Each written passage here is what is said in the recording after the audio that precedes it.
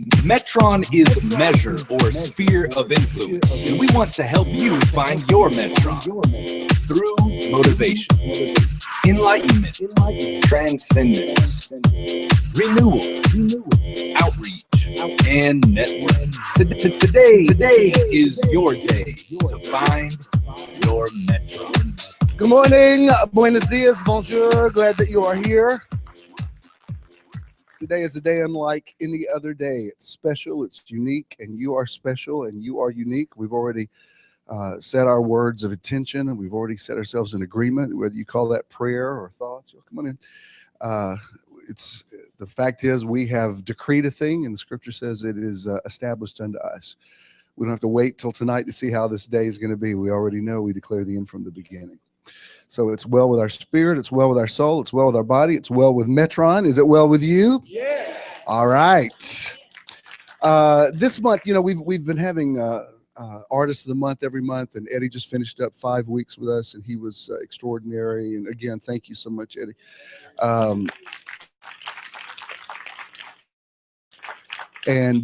much of the now you remember Corey and Perry, yes, or Choreology. And they're both cute and adorable, and we love them both.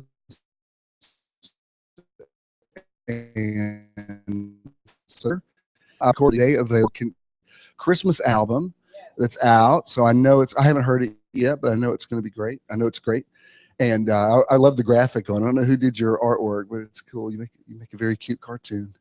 But he said, well, should I do a couple of songs? I said, well, no, if you're bringing, if I've only got you for the day, I got, do 3 or 4 for us. So he's going to, I'm assuming, or if he can do whatever he wants to do, if he wants to lead us in some worship, that's fine. But, I know he's going to do at least a couple of his, Christmas songs, and he does have product there available. Our, outreach of the month is Inspire Outreach, and, Greg Kennard is not able to be with us today. He will be with us on the 19th. And, basically, Greg is like a Kartsanak, only cooler and hipper, and so he's coming. He's going to be doing our candlelight service with us on the 19th, and I'll tell you more about that in a minute. Pastor Tony's going to be in the back to take your orders, and we have people that aren't even here today that have called in their orders this morning. So our event on December 19th is going to be the place to be. Everybody who's anybody is going to be there. Be sure that you get your reservations. I raised the bar high for you, Tony. I said when Tony caters an event, it's like you've gone to the Ritz-Carlton. So people are expecting big things, and he will rise to the occasion. But I want you to remain standing, and I want you to welcome a friend of ours, and he's in a lot of ways. People use this term loosely, but he's a son in the Lord to me in a lot of ways that some people don't even know. And even though we're not officially working together, I think I'm still, if not his only pastor, I am a pastor to him and a voice in his life. And neither of us have any doubt that God put us together. And who knows what the future will hold as well. But for right now, he is able to be with us today. So would you please welcome the awesome Choreology. Yeah.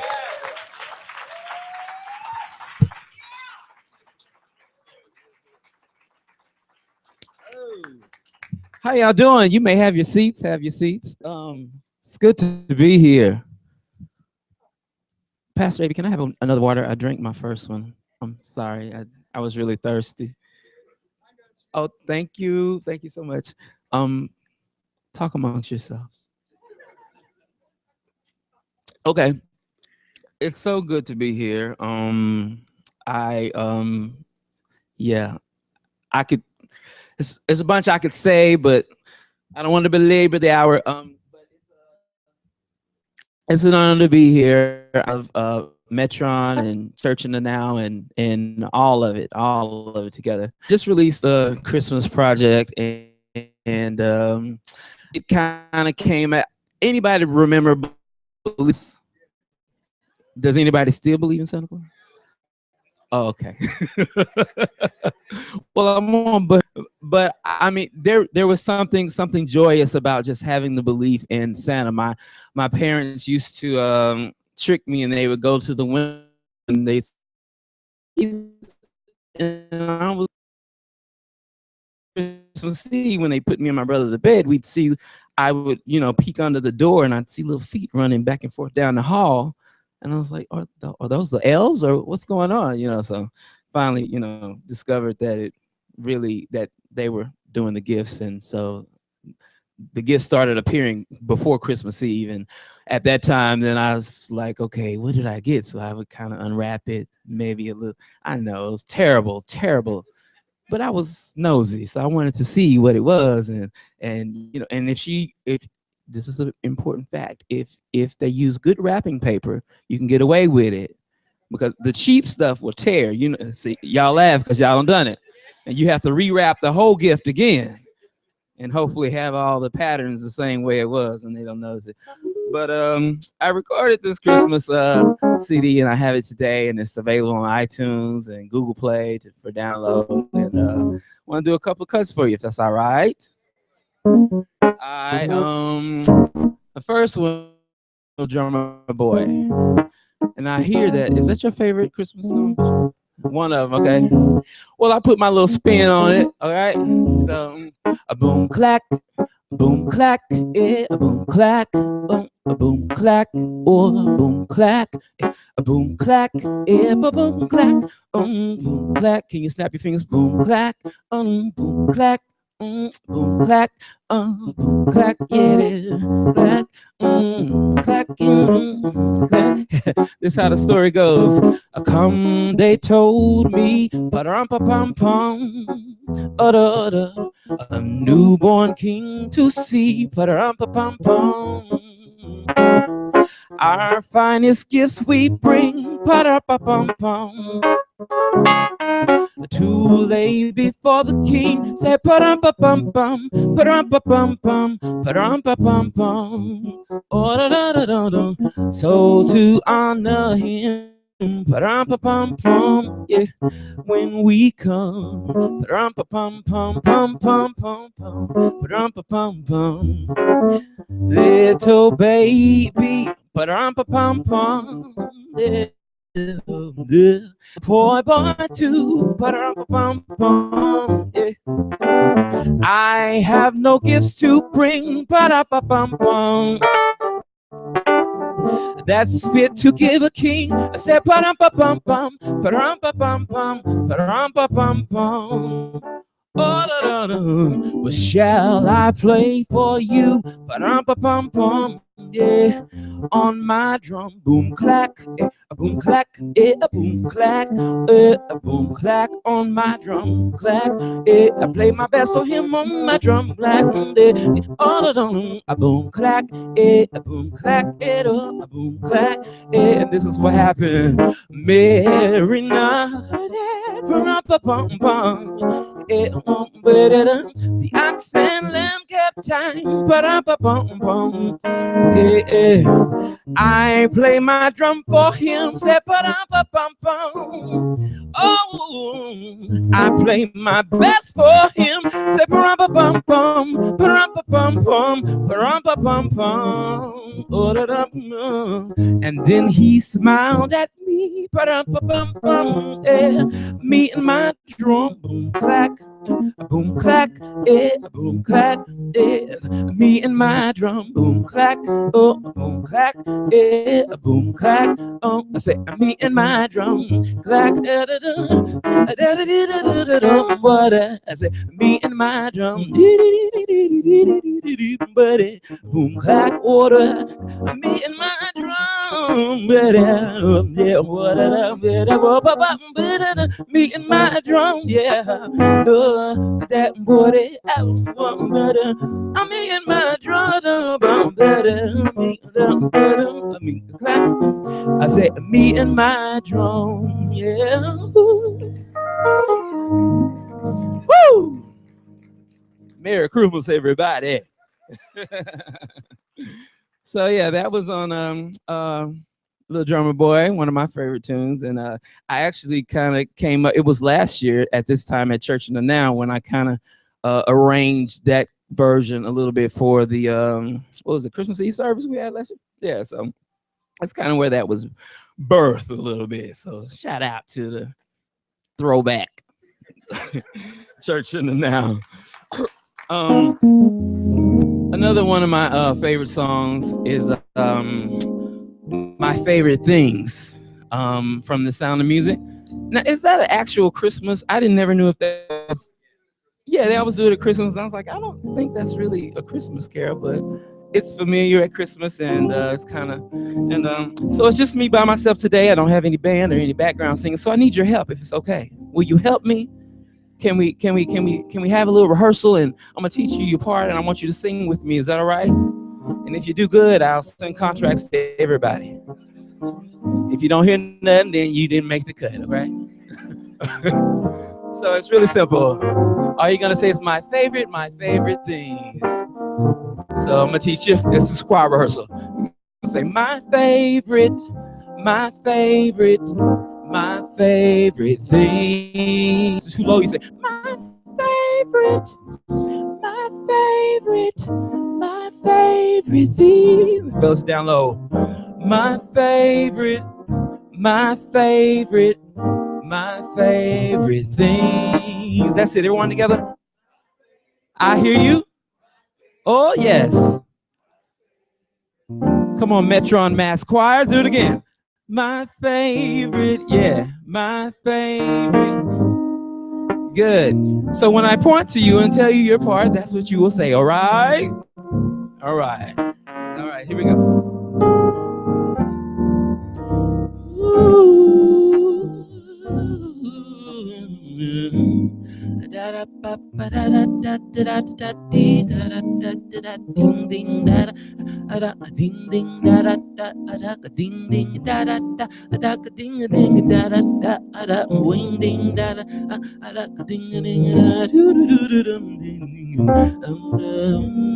Raindrops on roses and whiskers on kittens. Bright copper kettles and warm woolen mittens. Brown paper packages tied up with strings. Yes, these are a few of my favorite things. The cream-colored ponies and crisp apple strudels. Doorbells and sleigh bells and schnitzel with noodles. Wild geese that fly with the moon on their wings. Yeah. Yes, these are a few of my favorite things. Here's your part right here. Y'all remember it? My favorite things, my favorite thing. Yeah, my favorite thing, my favorite. Oh, yeah. Oh, do it again. Oh, my favorite thing. Oh, yeah, my favorite. These are a few of my favorite things. Oh, yeah. Yeah. Woo. Very good. Girls in white dresses with blue satin sashes, snowflakes that stay on my nose and eyelashes, silver white winters that melt into spring. These are a few of my favorite things. When the dog bites and queen bee stings, when I'm feeling sad, I simply remember my favorite thing. I don't feel well, so bad,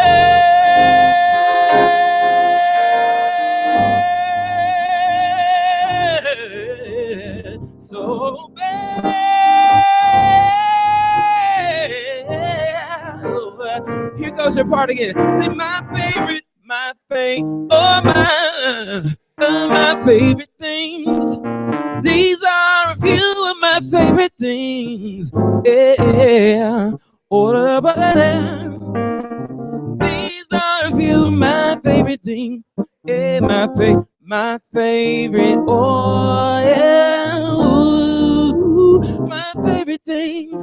Oh yeah. Hey,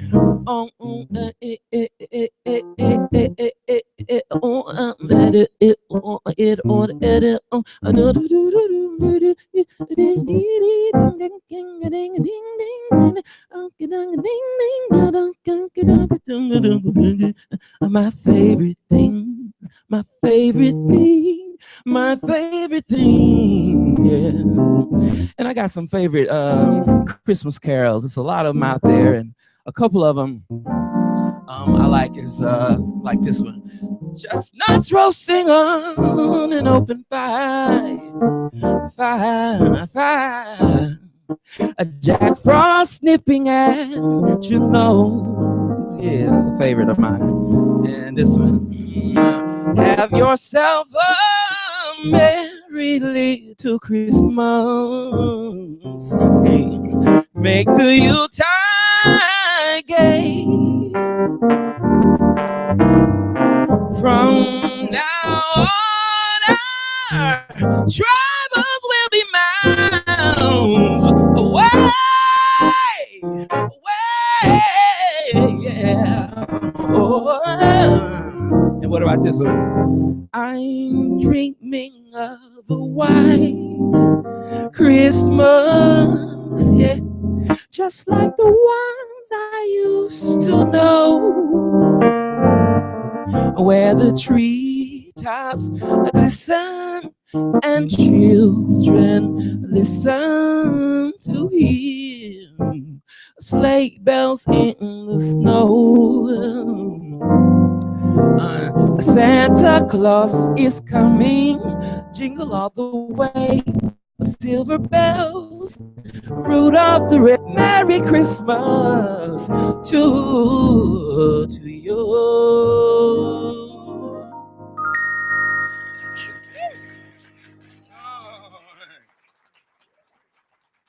You're too kind. You're too kind. Thank you so much. All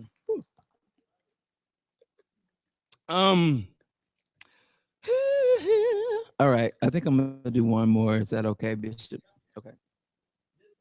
This one I'm gonna leave Christmas for a moment. This one I'm gonna do is from my first project on called Choreology 101, and it's entitled Unity.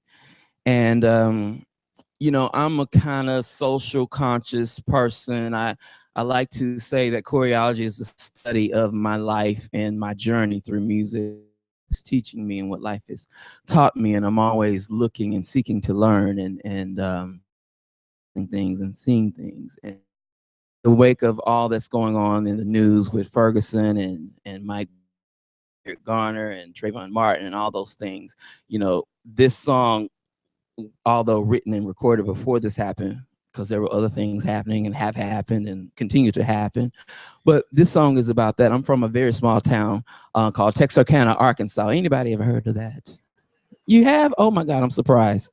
It's really small. It's like in Texarkana, it sits right on the corner of Texas, Arkansas, and Louisiana. That's where the name comes, Texarkana comes from.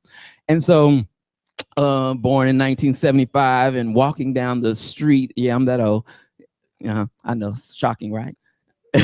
So walking down the street in Texarkana and some of the rural country roads, you know, listening and just hearing, I would hear the sound of the birds and the bees and the tree blowing in the breeze and just Mother Nature. And it was beautiful. It was like music, like a symphony, and about nature just getting along and coexisting with each other. And then I moved to cities. I've lived in 3 cities, Dallas, Chicago, now Atlanta. And on some city streets and some city neighborhoods, I'd hear a different sound. I'd hear, you know, people fighting and arguing, sirens and yelling and gunshots and things like that. And I thought about that. I was like, why is it that Mother Nature has figured it out how to coexist together, but we as the human race haven't figured that out yet? And so out of that thought came this song. So I hope you dig it. If you don't, just nod your head, look the other way. Just start texting on your phone or something like this. All right. And I might need your help a little bit, just if you snap or clap, whatever you want to do. Just nod your head. Hey. Check it out. It says, I hear music in the air. I hear music everywhere. I hear the bird and the bee. I hear the tree blowing in the breeze, singing their songs all day long. It's a sweet symphony, and it sets me free. They sing a melody, harmony, sing together in unity. I say, come with me and sing with me songs of lyrical poetry, ebony and ivory. You and I are family. I say, come with me and sing with me songs of lyrical poetry. It sounds like thunder in the sky. The clouds about to cry, but it's weeping tears of joy, yeah, like a little drummer boy. I say, pa-rum-pum-pum. I hear the sound of drums, yeah, on my window pane. I hear a rhythmic rain. The rain goes tick, tick, tack, tack, tack. It plays a melody and harmony. I say, sing together in unity. I say, come with me and sing with me songs of lyrical poetry and ebony and ivory. You and I are family.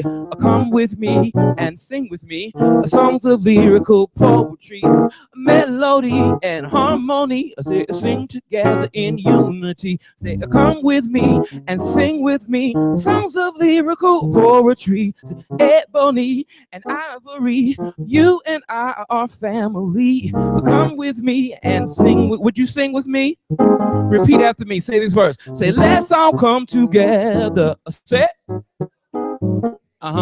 Say, love on one another. Say it. Say, oh, my sister and brother. Say it. Say, let's all love each other. Do it again. Now I want you to look at somebody and tell them, let's all come together. Say it. Come on, encourage somebody. Love on one another. Oh, my sister and brother. Say it. I say, let's all love each other.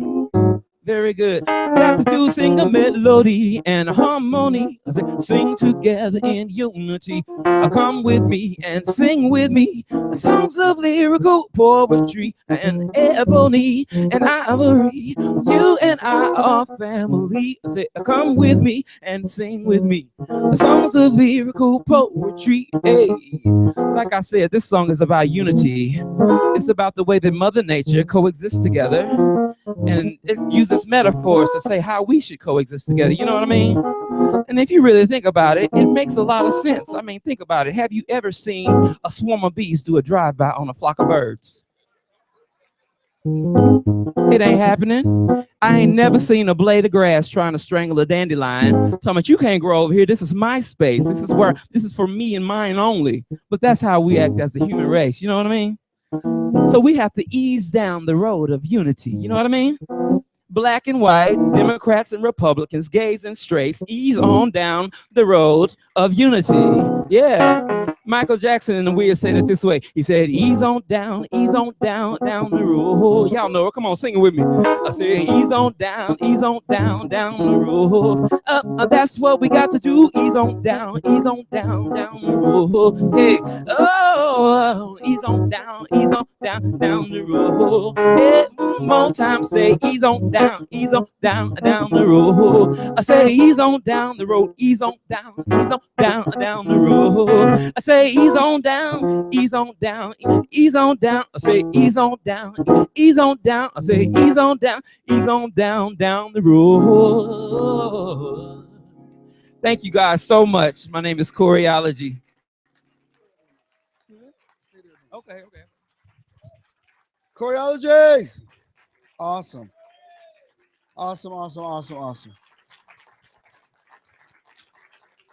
Just stay there for a minute. Let's all stand and before you move that, Bill.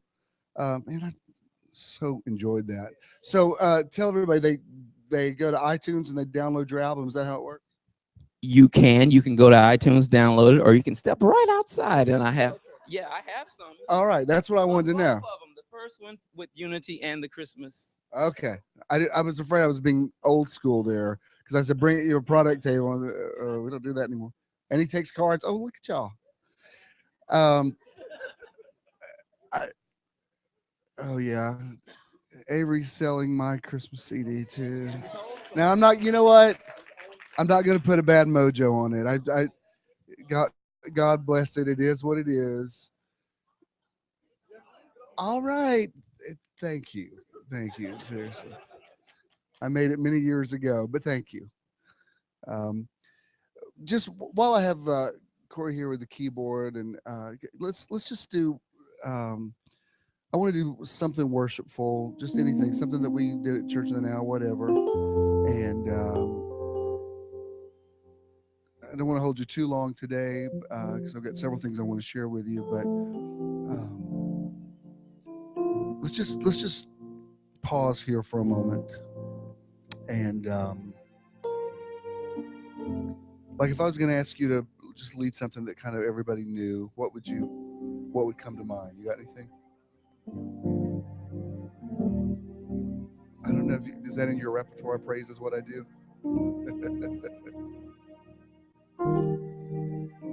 Or let's do How Great Is Our God. That's a everybody knows that one. We'll get back to that one.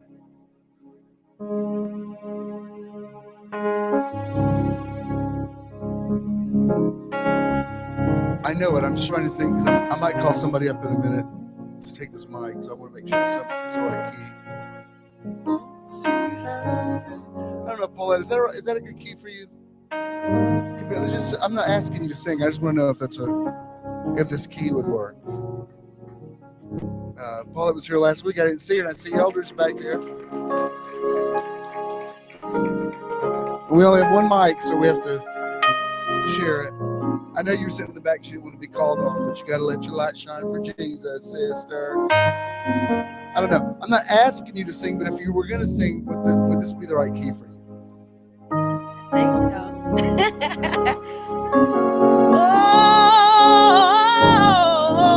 Oh, how great is our God. Sing with me, how great is our God. And all will sing, how great is our God. Oh, how great is our God. Sing with me, how great is our God. And all will see how great is our God. Because He's a name above all names. Oh, yes, He's worthy of our praise. My heart will sing how great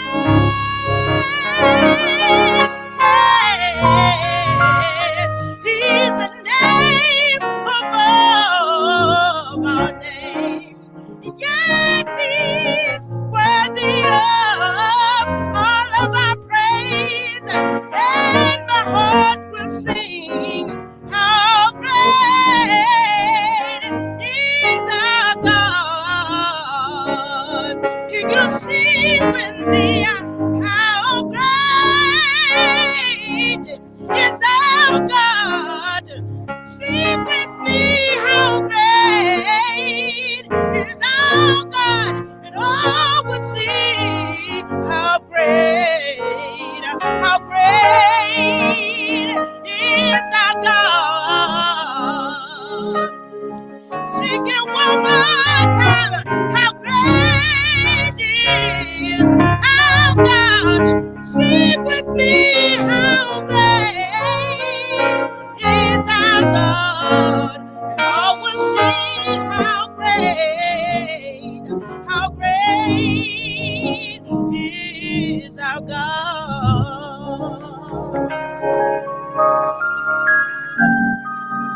Yeah, that's the right key. I just wanted to know. I didn't know in case I wanted to call on you to sing. I just wanted to make sure. But I didn't say go anywhere. Sit back down. Sit back down while I got you here. Chandra, I'm not asking you to sing, but I'm just curious. Like, what's your favorite Christmas song? Do you have a favorite Christmas song? If you would have sung today, do you have one? Like maybe Joy to the World, maybe you could do a little something. I don't know. I'm not asking you to sing. I'm just curious. Just between you and me, do you have a favorite Christmas carol? You used to do my favorite things as well, so I don't know. I don't know. I'm not asking them to sing because that would be rude, just to call somebody up. Well, you don't know if they may not feel like it this morning or whatever. So I would never do that. But I'm just curious. Chandra being a friend of mine. Did you want to come up and tell me your? Okay. I don't know. Just since you're up here anyway.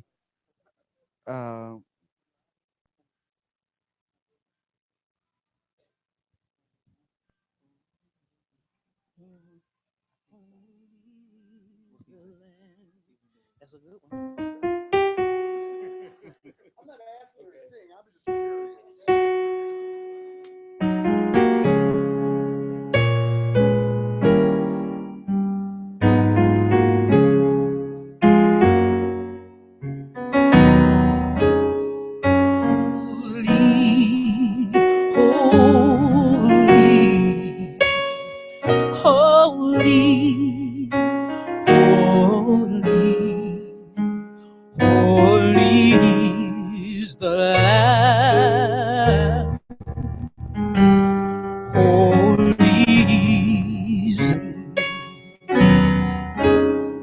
Blessed is he, strong and mighty. Blessed is the Lamb, holy is the Lamb, full of glory, comfort and mercy. Holy is the Lamb, holy is the Lamb. Oh, come and bow before him, love and adore him. Sing praises unto him, for he's holy, holy. He's precious, precious, precious, so precious, precious is the Lamb, precious is the Lamb. Oh yes, he's worthy, worthy, worthy, yes, worthy, worthy, worthy is the Lamb, worthy is the Lamb. Oh, come and bow before him, love and adore him. Sing praises unto him, for he's holy, holy,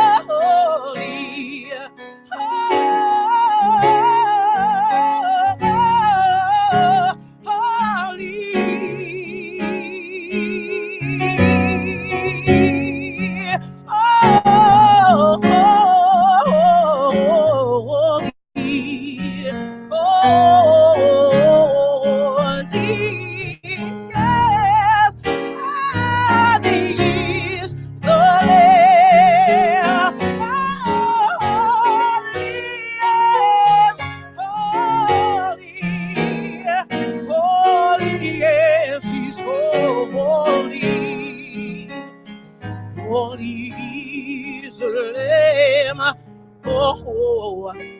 holy's the Lamb.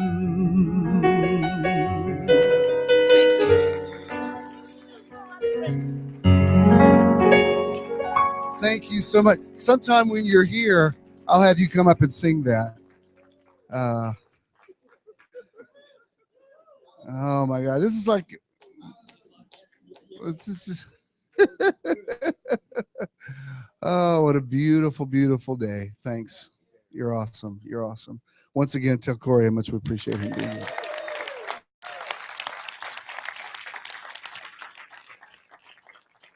Hey, man. Tell someone you love them and you may be seated.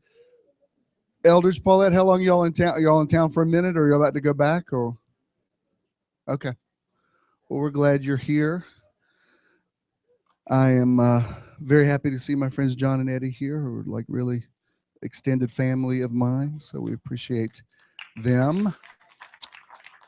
And Bob and Cindy, Bob and Cindy Bishop have been with me since I started. It was funny when Corey said, "I know you can't believe I was born in 1975." We're like, "Yeah, I got this shirt in '75."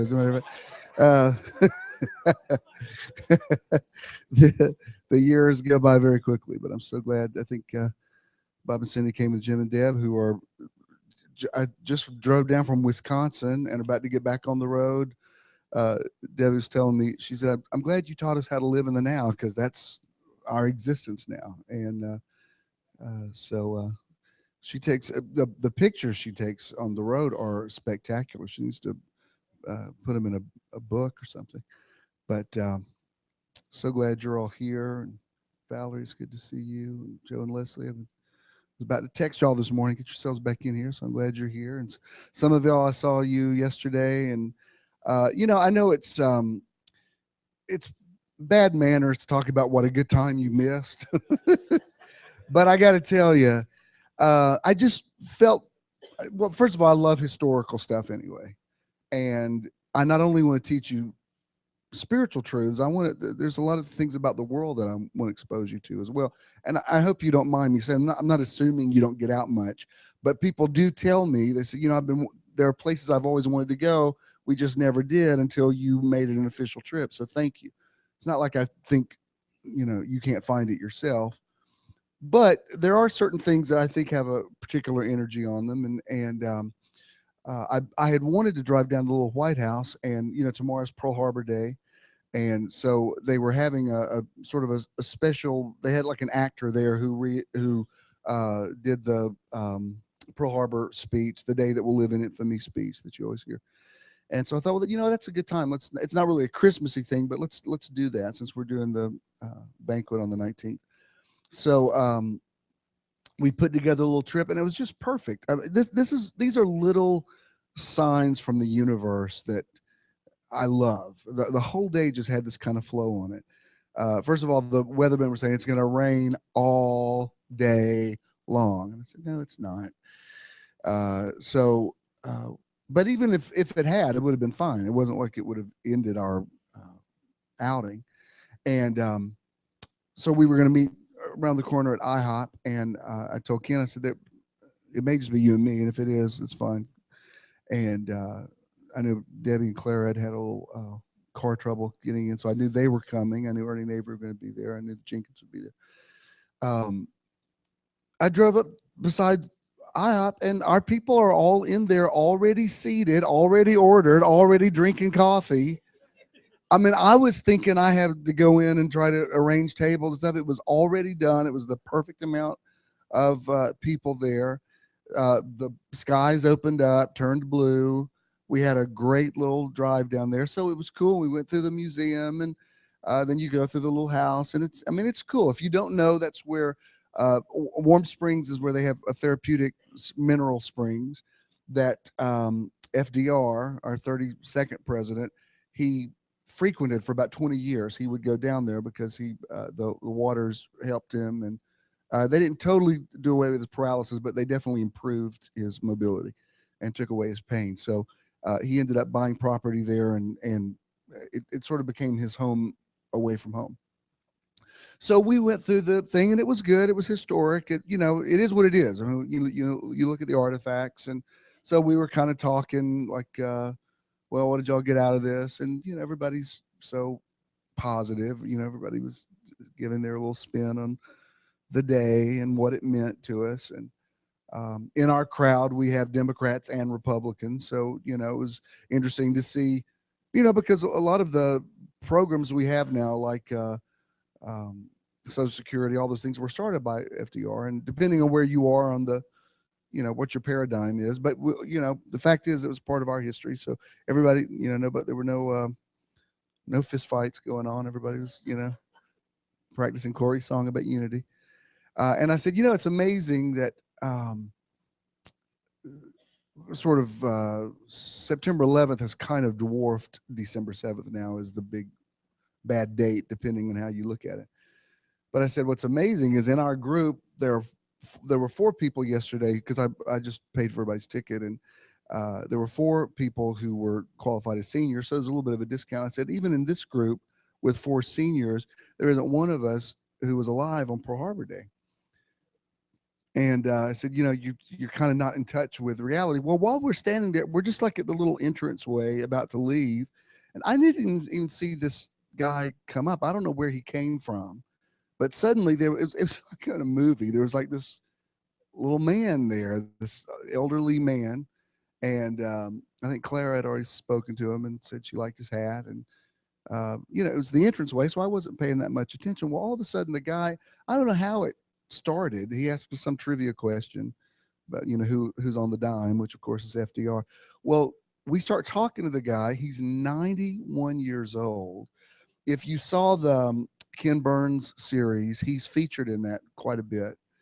The guy was a push boy for FDR, and I don't know if you saw my post on Facebook yesterday, but his life is like it's like a living time capsule. He was in World War II. He was in Korea. He was in Vietnam. He designed the braces that FDR wore. He knew Eleanor. I mean, it was amazing. So while we're firing questions at him, Ernie is Googling his name and finding out even more stuff about him. You know, sometimes people tell you stuff and you're like, I don't know. That's, you know, that sweet little crazy old man, but I don't know. I don't know if you could have possibly experienced all of that. Well, he was way more accomplished than he was even letting on. The guy was amazing. 91 years old. We stood there at least for an hour. And we're rapid fire. You know how I am when I'm interested. I'm asking you question after question after question. He doesn't stutter on anything. He's giving you names. He's giving you dates. He's giving behind the scenes gossip. You know, he was there. He knew who was with whom. And, you know, we were like, we need a cigarette for some of this talk. But it was amazing how, I mean, it was just, his hearing was perfect. His sense of recall, his understanding of it. The bottom line is, it was like a little God thing that happened, because we had a good time already, but meeting him just made the whole thing come alive. Because it's one thing to look at those pictures from the 30s and 40s, but then when you meet somebody who was there and is giving you narrative about it and telling you things, and the guy, first of all, he grows his own food. He brought fresh produce. Y'all were eating some of his Granny Smith apples, and he's dressed a buck yesterday. 91 years old. So that was impressive just on that score. But what was very cool is, I mean, he's kind of known around there, and I did a lot of research about him last night, and people know who he is. And I noticed Eddie, on your page, there was somebody you knew that had met him before. So it wasn't like it was, you know, he just came out of heaven. What was interesting about it, though, is I had just said, there's not one of us here who was alive. The implication being it would be nice to meet somebody who, you know, sort of made that connection. And it's like we just called him in from the universe. And as I had already, we had to leave. I mean, I think he'd still be standing there talking to us. I mean, we were all looking, you know, my back was hurting. I was looking for a place to sit, and he's just going on. It was amazing. I mean, those of you there, am I overstating it? I mean, it was really just amazing. And Avery asked him before, as they were leaving, she said, why are you here today? And he said, well, I come over here once in a while, but today I just felt like I need to get in the truck and drive over there. I mean, he was born there 91 years ago, like around the corner. And she says, well, I think our bishop called you in today. And he said, well, I believe that. And it was just, I don't know. It was nearly, I don't want to, again, I don't want to overstate. I see everything in Technicolor. So it's not out of the realm of possibility that I could speak in hyperbole, but it really was. And it was, to me, it was like, wow, God / universe / spirit / whatever you call him, Jesus, you call him I am, whatever. The fact is, there is a God, there is a creator. He is very, as we sing in the Pentecostal church, he abides. He walks with me, talks with me, he lives. And just little things like, does God care about a trip down to the White House? Well, apparently, because little things like, we were about to dismiss in front of the White House. If we had done that, we would have never met him. But I said, well, let's go back to the entrance and we'll kind of regroup there. Because we were there, Mr. Dunn was there. And then I had been there years before, but he was telling us about the therapeutic pools that are around the corner.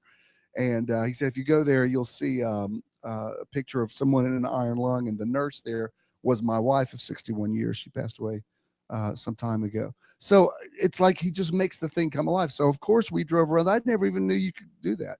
We drove around there, and the warm springs they have a little fountain thing. They've harnessed it so you can go there, touch it. It was kind of like visiting the pool of Bethesda. It was just really just kind of like a holy moment, and it was just a beautiful, beautiful day. We have so much favor, and I'm not just making this about METRON, but this group of people, we have so much favor. We have so much flow. And, I'm not going to apologize for making a big deal about it. I mean, I posted about it. I put it on my blog. I put it on Pinterest. I'm very social media savvy. If there's a new one out there, I want it. LinkedIn, I want you name it. I want to connect with people. I think it's a positive thing. So, so that was really cool. And it makes me, I've watched a little bit of the Ken Burns series, and now I want to watch the whole thing because I want to see Mr. Dunn appear. And I guess I had seen him on there. He just looked different. And it's different when you're seeing somebody interviewed on camera than when you're actually seeing them in their element. And I don't know, it was an extraordinary day. I loved it very much. I have a quick word for you, but we do an outreach of the month. Last month was Safe House Outreach, and we weren't as hands-on as I would like to have been because of with Daisha Bray's passing. It kind of changed the mechanics of what we would have normally done, but we did send them a very nice check, and so we helped them with their Thanksgiving outreach. Someone who once worked with Safe House, and someone who I've known for many years, he was my parents' worship leader for some time, and they love him like they're like he's another son of theirs. And he's been a good friend to me. He's one of the few pastors who stayed with me after I came out, and I still cover him. He's still my bishop, but he has a ministry called Inspire, and they've taken, I live right around here, and I walk a lot in the city, and there are homeless people and panhandlers everywhere. And I give a lot of money, and I buy people food and stuff. And a lot of times I'm like, nobody can't do it today. I don't like when people come to my window. That creeps me out. So if somebody starts coming to my window at red light, I'm like, don't get in my personal space. But Greg has this thing that he does, and this is a little video. It's going to show you what they do, where they're not just, and I'm not saying other groups are, but as for Inspire, they're not just throwing money at homeless people. They're really changing their lives. Their track record of literally getting people off the streets, from my liberal sensibility, sometimes I think they're a little too harsh, like they make people too self-reliant, but it's working. and they're getting people off the streets. And I think this will tell you a little bit about it, but this is who we're supporting. I would love for Greg to have come in person, but he has his own church that he pastors. But we are going to be involved with Inspire this month. Let me show you this video, and then I'll come back and give you a word.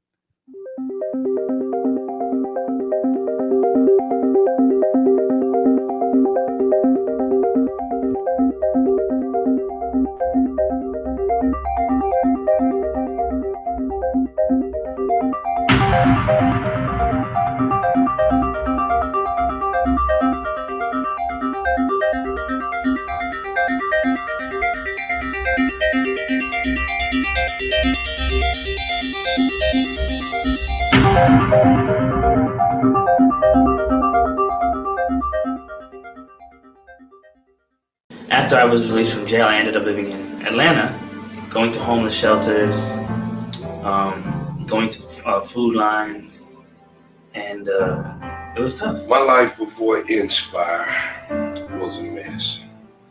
It was totally unmanageable. I'm 50 years old, and I have never, ever felt love. Basically, I was homeless. On drugs real bad, crack cocaine, crystal meth, alcohol, marijuana. I was in an abusive relationship that was physical and emotional for about 4.5 years. Lost a job, bad decisions, put me in jail, no place to live when I got out. Loss of employment for both myself and my wife. And I had a job when I first got here, and that job dried up. Dealing in situations where my wife was dealing with an illness, and it was difficult for her to maintain employment. Even if you have a little bit of savings, it can go rather quickly. Just lost my family, I lost a place to live, lost myself, didn't have any guidance, I didn't have any hope, I had nowhere to go.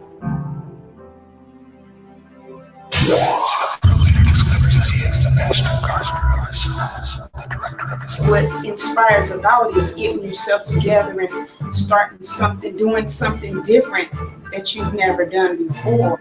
Just the fact that when you walk in this program, it's basically a one-stop shop where you have a job, you have a place to stay, you have food, you have, all of a sudden it's just like you go from one extreme to the other. Inspire creates entry-level employment through its clothing drives. Each program participant is trained as a customer service agent, learning basic communication and call center skills. This opportunity is a stepping stone for permanent outside employment. Each program member lives in a nice, secure, and furnished apartment home. This roommate situation provides a wonderful and stable living environment.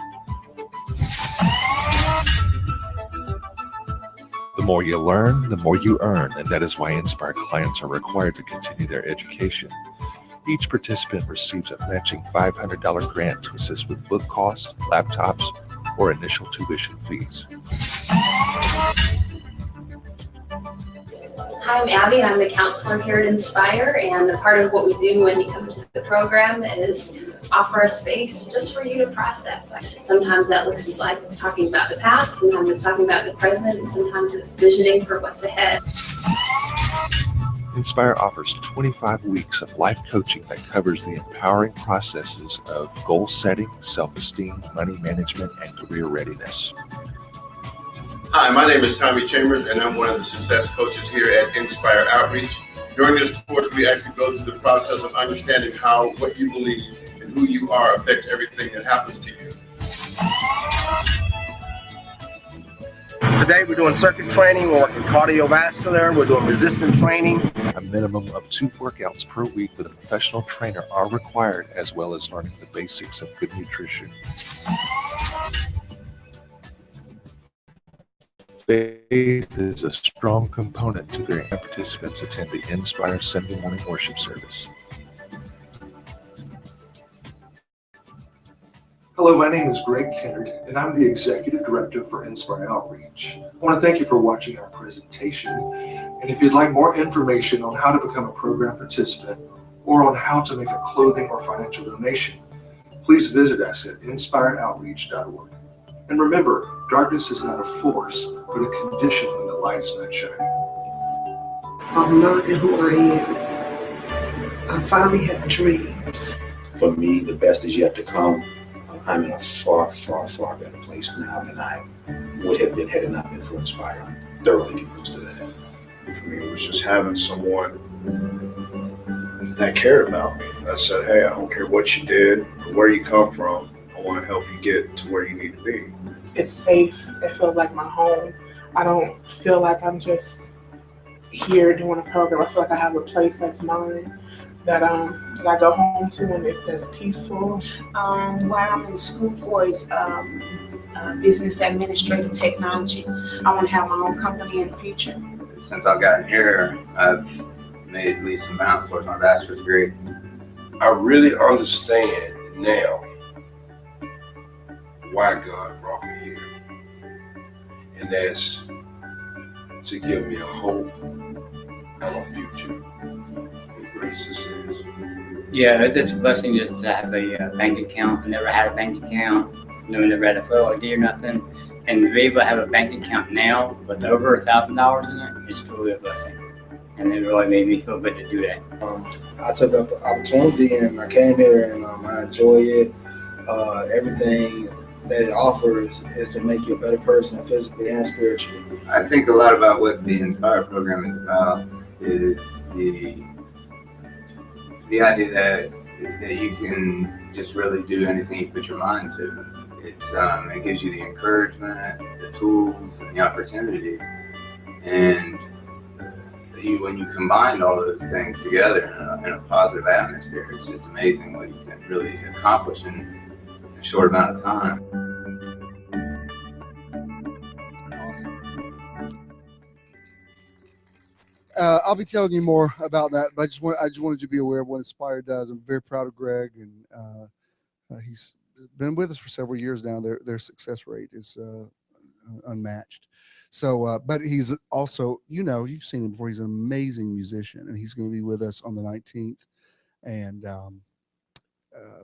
like I said, Pastor Tony will be in the back to take your orders. What I think it's $25 a person, and that's a lot of bang for the buck because it's a really nice presentation. What we're going to do is we're going to go to Virginia Highland Church around the corner. Pastor Piazza and his staff, they have been so gracious to us, and they opened up their facility to us. So we're going to be doing our candlelight service upstairs in the sanctuary, and then we'll be going to the fellowship hall for the banquet. It's going to be a beautiful evening on December 19th. Let me share with you something very quickly. I was speaking in the atmosphere and I say, let there be light. Let me first be the first one to say Merry Christmas. And let me say Happy Holidays.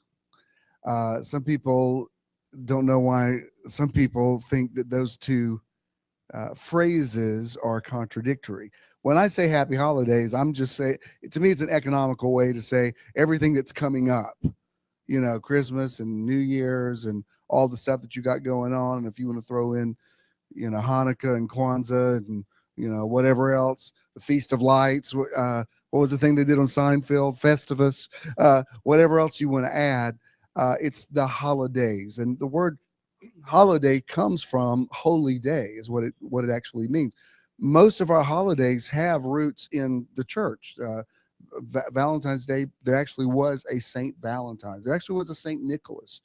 All of these holidays, just about all of them, were originated literally as holy days. The reason I want to share with you this, and I don't think I'm convincing anybody of this, but I want to put this out there. I wanted to post this on Facebook, but I just don't feel like getting some people stirred up. I'm not confrontational by nature. I can be if I have to be, but I don't know about you, but I have filled my fighting quota in my life. And so I'm not looking for a fight, and I don't really understand the mentality of people who do. People who are always wanting to pick a fight. I think, well, what kid? Really? Do you thrive on this? I don't like it. I can do it. If you want to take me on, I can argue with you, and I'm pretty good. I win most arguments and prove my point, but it doesn't produce anything good for the kingdom of God. It doesn't produce anything good for me. So would you somebody fetch me a pail of water, please. Oh, well, that's a cough drop. That'll be nice in the microphone. We'll save that for a plan B. Thanks. I love those bottles. Those bottles are so cool. Even if I don't want water, I just like the way the bottle feels. Isn't that really a hip way to drink water? Like, hi there. How are you? I don't know. I like it. That's my cool look.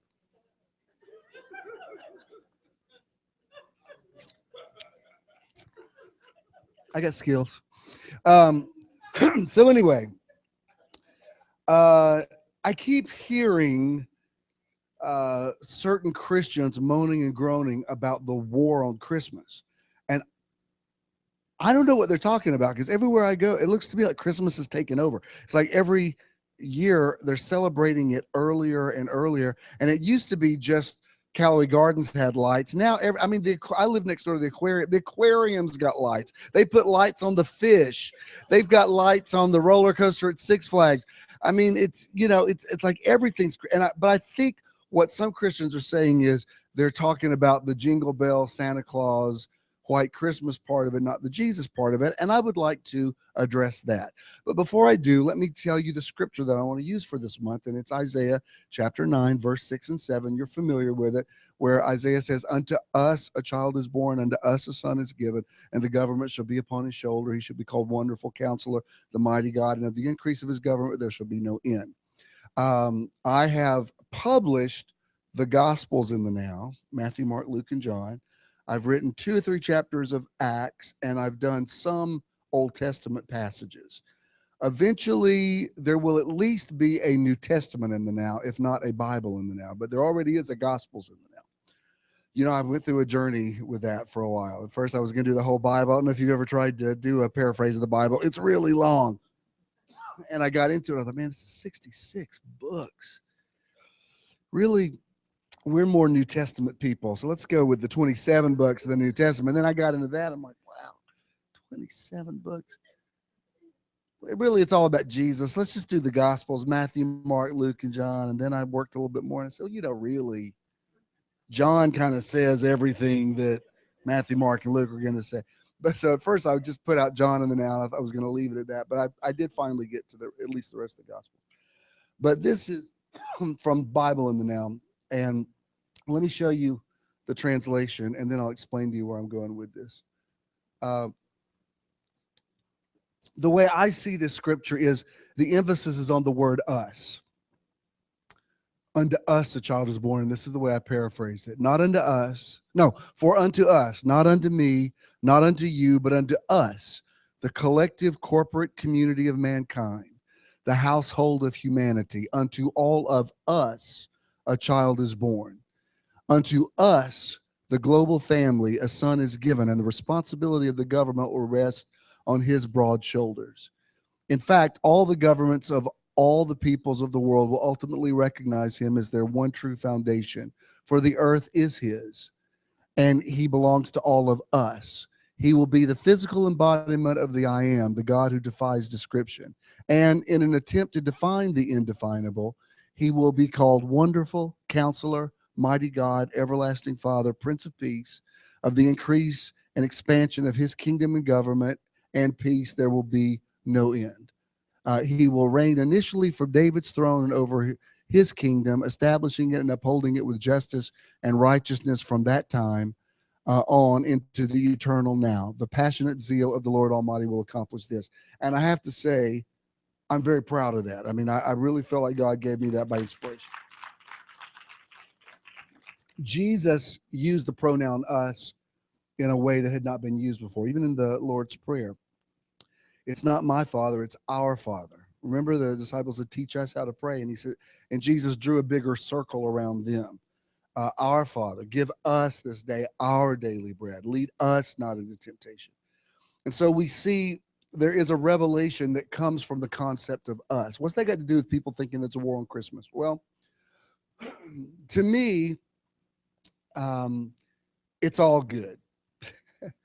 And I saw, this is what I wanted to post on Facebook, but I thought I'm just gonna get unnecessarily hassle if I post this. So I have to share this with next level people like yourself. I love all of the Christmas stuff. Now, first of all, let me just say, Jesus never told anybody to celebrate his birthday. The historical Jesus was actually born the first week of April.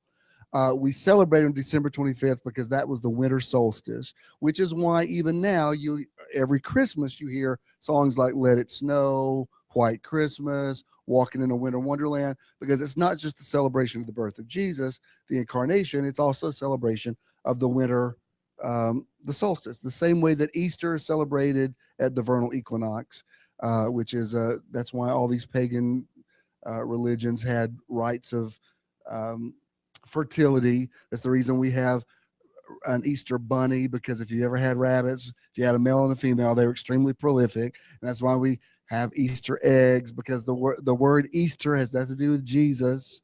It comes from the goddess Ashtaroth, who was the goddess of fertility.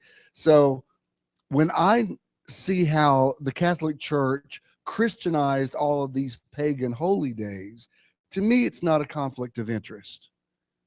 To me, it's all about people at the end of the year believing in the supernatural. For me, that's believing that the Word became flesh and dwelt among us. That's the incarnation. But for you, it may be Ebenezer Scrooge being visited by 3 ghosts in the night who give him a paradigm shift. The point is, it is unto us. But here's the cartoon, and this is from A Charlie Brown Christmas, which is still a classic. It's poorly animated, but it has one of the best soundtracks by the Vince Guaraldi Jazz Trio. I mean, it's just the best. But you know, the famous scene where Charlie Brown is conflicted because this is done in the 60s, and he says Christmas is so commercial, and he says, what's Christmas all about? And Linus goes out and he says, lights please, and he quotes Luke chapter 2. And there went out a decree from Caesar Augustus that all the world should be taxed. I can quote it, I know it. But and it's beautiful. It's whoever did that voice, it's a sweet little voice that does Linus, and it's one of my favorite things. And I always feel the anointing on it because I love Luke chapter 2. But I saw this week, and it's so funny to me. May I share it with you, please? And please don't tell people on Facebook. The first box up there, and I love it because they drew it exactly like Charles Schultz. He says, isn't there anyone who understands what Christmas is all about? Linus says, sure, I could tell you what Christmas is all about.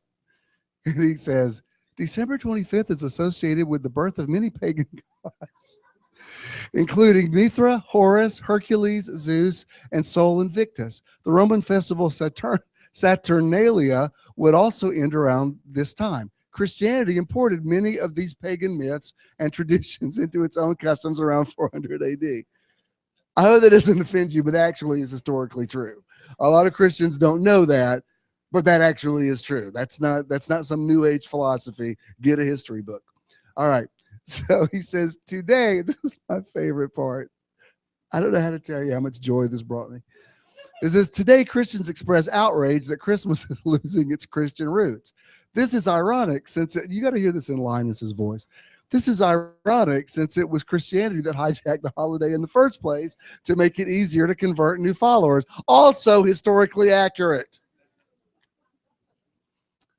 Nevertheless, and here's the good part, it is a wonderful opportunity to share our love with friends and family and commit acts of goodwill for those that are less fortunate. It is a time for children to revel in their innocence and wonder about the world, and adults to find their inner child. Amen. And then finally he says, that's what Christmas is all about, Charlie Brown. I don't know. It's not that controversial, I guess. I may put it on there anyway. I just thought, without being overly preachy, they definitely captured the truth of it. And I just want to say to all these Christians, first of all, choose your battles. Jesus doesn't care if the ACLU doesn't want you to put some mannequins of white people up in the town square that don't look anything like that family looked anyway. Oh, y'all don't get Corey, the white people didn't know what you were doing when you said black and white like that. People of color know what I mean. That's code for Because if you're of a darker hue, the melanin in your palms and the soles of your feet is a little bit different from the rest of your epidermis, and so that's the way white people don't know this, but that's the way black people let somebody know it's somebody white. They go, "That's a secret. Do not tell any white people that I'll let y'all in on that." I grew up in a black community, so I'm aware of these things. I mean, I grew up that way. So my black friends always used to forget I was I was white. See, it's a Freudian slip. I mean, even this morning, my ex trainer was his birthday, and I wished him happy birthday. I was thinking about when I used to train with him and another pastor in Conyers, and the stuff they used to say about white people. I was like, y'all know I'm white. Why they say, oh, yeah, but you're not like the rest of them. I said, okay, well, y'all are gonna have to lighten up a little bit. My mama's white, so just back up.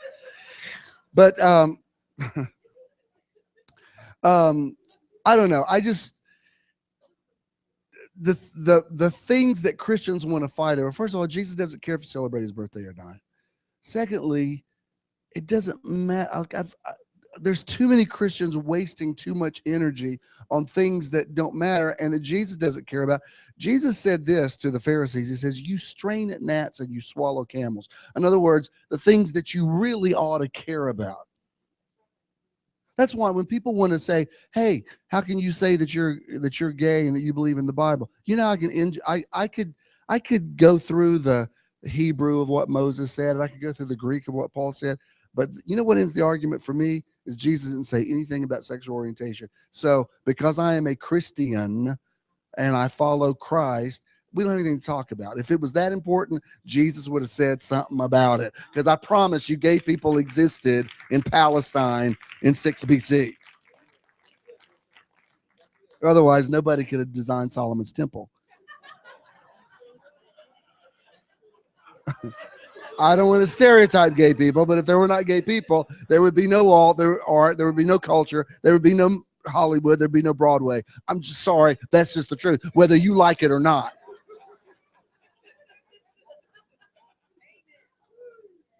That's like saying the NBA doesn't need African Americans. Well, yeah, a little bit. So, now see, y'all may be controversial. What was I saying? I got into it so much I forgot. All right. Anyway, the point is, people are obsessing over. That's what I was saying. Jesus. If you really want to know what Jesus cares about, he doesn't care about a nativity scene. He cares about, do you love God with all of your heart, and do you love your neighbors, you love yourself? That's the essence of the gospel. And all of this paranoia and conspiracy theory, because you know, I'd watched some Christians on TV or some news people talking about how, you know, Christianity is being pushed to the corner. And I turned from there over to the lighting of the great tree at Rockefeller's 30 Rock there on Fifth Avenue in New York. And, you know, everybody was singing the typical holiday songs about Santa Claus, and Leanne Rimes singing some sexy song about, she did a cover of All I Want for Christmas, the Hippopotamus, and it was badly done. And she was like, I don't think she understood the theme of the family theme of the Christmas. Anyway, that's a side note. We'll edit that out. But at the end, when they lit the tree, a choir was singing "Joy to the World." I wanted, you know, I thought, have they banned that? No, there's joy to the world. The Lord is come. Let earth receive her King. You know, the lighting of the tree at Macy's the other night. You know, if you've ever been there, the light comes on when they're singing "Oh Holy Night." It comes on when "Oh Night Divine." I mean, I don't know what people are talking about that Christmas is going away. To me, it looks like it's taken over, and I don't see that that's a negative thing. Corey, you mentioned the Little Drummer Boy. I think the Little Drummer Boy is a powerful story about, you know, using what you have. You know, I've done a whole sermon on it. One time I preached on it, I was crying the whole time because it touched me so much. He says, I am a poor boy too. I have no gifts to bring that's fit to give a king. And he says, shall I play for you? And that's you're making yourself vulnerable when you say, my little my little insignificant talent of pounding on a drum, does this even matter in the grand scheme of things? Shall I play for you? And when it says, then Mary nodded, the ox and lamb kept on, then he smiled at me. That is such a powerful lyric. He's saying, whatever you have, if it's your ability to pound on a drum, then bring that. And God will, the same way that Jesus multiplied the loaves and fish and fed thousands, he'll make something. That's a powerful, powerful message. But may I also say that Rudolph the Red-Nosed Reindeer is also a powerful message? I said that to a group of people, and they laughed at me. I said, no, I don't think you people know how to listen. I said, listen to that song. This appearance that, that song, but all of the other reindeer used to laugh and call him names. Look, if you ever called Fatty or the N-word, you can relate to. They never let poor Rudolph join in any reindeer game. I mean, pardon me for being deep and introspective, but when I hear that, I think, wow, there's a lot of people that can relate to that. But then, oh my God, one foggy Christmas Eve, Santa comes to say, Rudolph, with your nose so bright, won't you guide my sleigh tonight? The very thing that made his contemporaries ostracize him is what, when the time came, what made him special. There's a reason why some people don't fix what people think is wrong with them, because what other people thought was wrong with them is exactly what was right with them. And when there is a foggy Christmas Eve, look, Barbra Streisand's friends used to make fun of her and say she was ugly and had a big nose. Barbra Streisand has an EGOT. She's one of the few people that has won an Emmy, a Grammy, an Oscar, a Tony, and she's won several of them. And just came out, and I mean, she's about to turn 70. And, she didn't have the chops she used to have. But this last album that she just came out, very relevant, very contemporary, produced by Babyface, and top selling. She is the only person in history, beyond Elvis, beyond the Beatles, who has had a top 10 album in the 60s, the 70s, the 80s, the 90s, and in 2000, and in the second decade. You know what I mean? Where's Barbra Streisand's enemies that were saying her nose is too big? It didn't stop her. Well, I think she's ugly. We didn't ask you. That's not up for discussion. Don't get me started on Babs. Last year she sang at the Oscars, and she doesn't sound like she used to sound. And I said, I'm gonna just say something. If anybody says anything about Barbra Streisand, I will unfriend and block you. Sorry. Let me show you this one other thing. And when you see this, you may laugh, but I'm going to tell you something. This picture, Spirit speaks to me in pictures. I understand why Habakkuk said, I will climb up on a tower and I will watch to see what he will say to me. You see words. You don't hear words, you see them. That's the point of prophecy. And there are I love words. I love lyrics. I love writing. But there is something about a picture. A picture is worth 1,000 words. This picture from this cartoon, it's a classic from the 60s. It was animated by the amazing Chuck Jones, who did all the really great Bugs Bunny cartoons in the late 50s. This is before computers. This is when these guys were drawing thousands of cells. And I mean, it's a work of art. And Boris Karloff narrated it. It's just a classic. But this one picture, I love Jesus. I love Mary and Joseph. I just posted a thing about the Magi. I think it's very important that we understand that, they were not part of the covenant, and they were, they charted the zodiac and followed a star and found him. I mean, it's a great message about universality. But this picture, it looks, on the surface, it looks like a silly cartoon, but this to me is a holier. For me, it evokes more emotion to me than seeing Mary and Joseph and the baby in the manger. And I love the baby in the manger. Does everybody understand that? I love me some Jesus. I'm all about Jesus. But this picture captures what I'm talking about. Unto us a child is born. In the when how the Grinch stole Christmas. Remember when he took all the superficial things away, and he waited for them to be sad. And it says the sound he heard was not sad. He said it came anyway. Christmas came anyway. Let me tell you something. That is a very powerful concept. It's why Paul said, I know how to be abased and I know how to abound. It doesn't matter. It's why Joseph could survive his brothers taking the coat of many colors away, because he had internalized the coat of many colors. But the idea of unto us a child is born, it's not about if you sang about Santa Claus or you sang Oh Holy Night. It doesn't matter. Jesus isn't mad. I promise you. I talked to Jesus this morning and he told me to tell you, he doesn't care if you sing Santa Claus is coming to town. Jesus isn't sitting in heaven going, it's my birthday. Why are they singing about me? He doesn't care. You're wasting your time arguing about stuff like that. But he said, where two or more of you have a large bank account, there I will be. No? Isn't that the message of Christmas? He said, where two or more of you have a turkey and presents under the tree and elaborate decorations. Is that what he said? He said, where two or more of you get together and have a mass choir sing the most awesome Christmas cantata that was ever written, there am I. Is that what he said? He says, where two or more of you are gathered together in my name, there I am. And please, if you don't hear anything else I say today, please hear this. The Word became flesh when Jesus was born of a virgin. Yes, I believe the Apostles' Creed.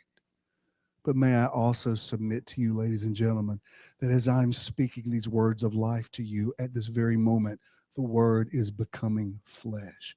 And it is the same thing. It's why he says, we are the firstborn among many brethren. May I say this, and I took you here a few months ago about communion and the cross and all that, and I have not banned the cross. I still wear the cross. I'm don't read more into that. What I'm saying is, I feel like Holy Spirit said to me, stop obsessing over the death and celebrate the life. May I also say,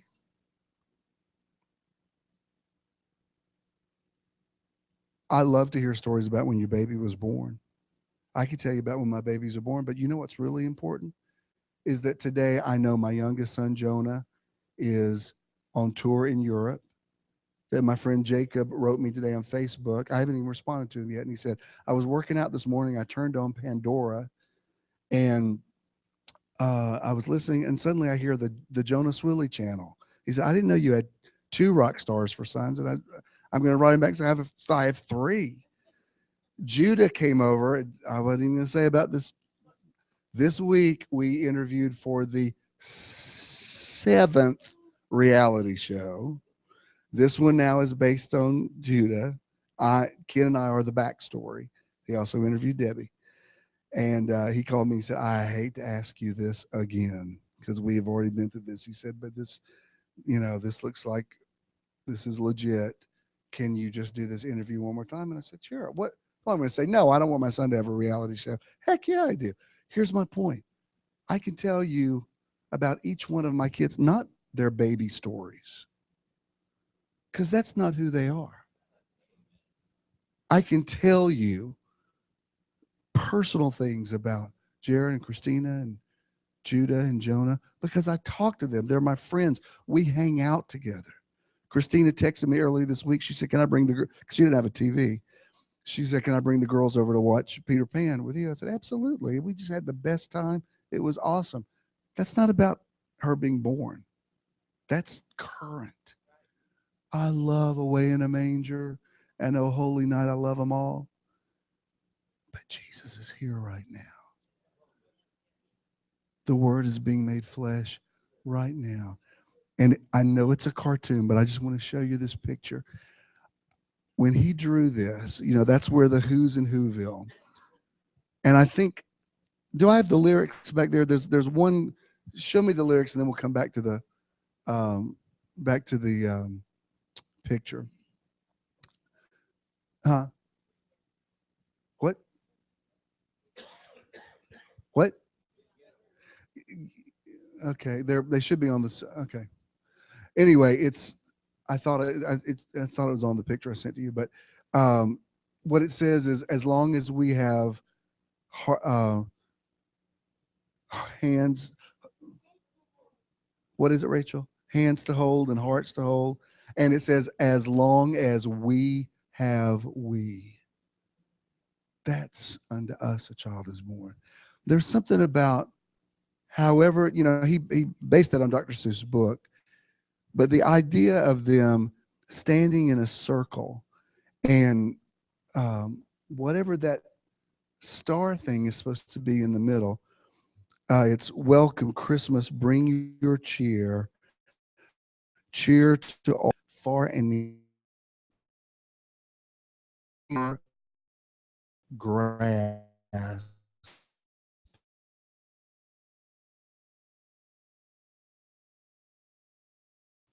As long as we have we. Welcome Christmas while we stand heart to heart and hand to hand. Whoever drew that, Dr. Seuss wasn't a Christian. He wasn't. I mean, nobody needs to tell me about the new age overtones of Dr. Seuss books. You're missing the point. Look, I got to flow with a group of people that get the point. Do you know what I mean? And stop straining at gnats and swallowing camels and arguing and dividing over stuff that God, I promise you, does not care about. What he cares about is what is happening in human relationships right now. Heart to heart and hand to hand. Christmas here is in our grasp as long as we have we. I don't know what that, when he drew that, I don't know what he thought that star was supposed to be. But we're not looking for it in the east to lead us to a town in Bethlehem. I've been there. I've been there at least 2 times to Bethlehem, where they say the manger was. There's a Catholic church on it now, and you walk downstairs and you look at it as a place on the floor. They say this is where she gave birth. And I don't know about if you experience this. I felt no anointing whatsoever. It's like, oh, well, okay. So that's where Jesus was born. I mean, I was waiting for, because I stood in line for it for an hour. I was waiting for, this is going to be life-changing. This is where he was born. And I went and looked at it. Okay, are we going to have lunch or what? I mean, I really tried to dredge up. Where's my feeling? I was waiting to like cue the music. And it was just, yep. Okay. There it is. But you know what? Yesterday, when we stood out there and talked to that old man and knew that it was just it's just a little Christmas miracle that God made that 91-year-old man get in his truck and come over and make our day special. It's not going to change history, but it just lets me know that, wow, God really cares about what you do. He really cares about you. This morning,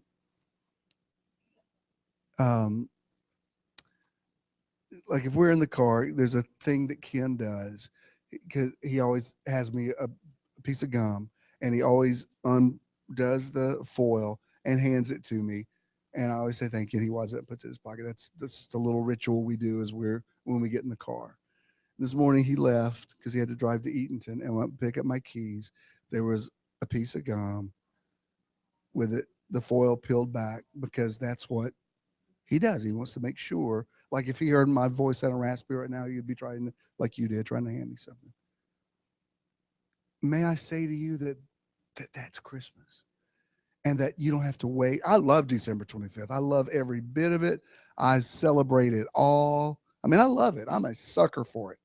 When I get in the car, I'll be listening to Sirius Radio, Holly.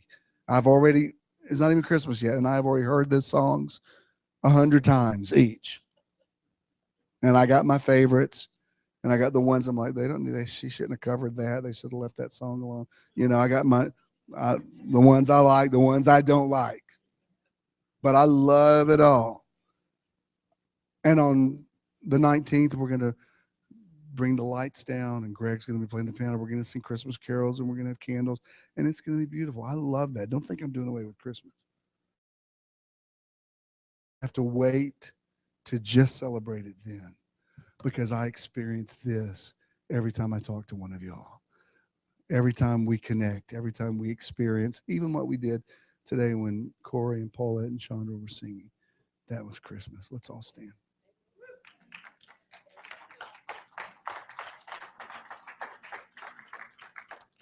Before I'll come back and pronounce a blessing over you, let's show the about contribution, please. Contributing at METRON is quick and easy. Simply text the amount you'd like to contribute to 404-620-5044. Once you've sent the amount you'd like to give, you will receive a link. Clicking the link will take you to a one-time registration form. This will make the contribution process even easier in the future. Once you've filled out the information form, you will then see a successful registration and donation page. You can now give anytime by simply texting an amount to this number. To set up recurring contributions, log on to missionthenow.com and click Simple Give. We have more information on how to do you in the back of the room. Thank you for your investment in METRON.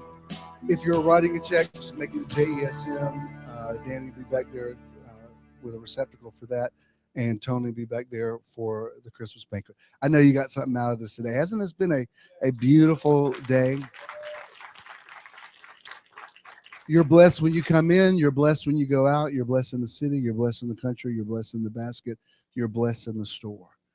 You've got a lot to do during the holiday season, but I just say that you're able to organize your time, that your mind remembers everything it needs to remember. Everything will get done that needs to get done. You're not overwhelmed. You have supernatural energy. You have abundant life. The same spirit that raised Jesus from the dead dwells in you. You're going to have an awesome week. You have favor with God and man. All things are working together for your good. You're smart. You're attractive.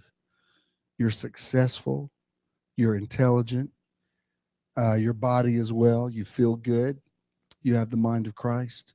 And you wake up tomorrow saying, this is the day that the Lord and I have made. God bless you. Go in peace. I love you so much.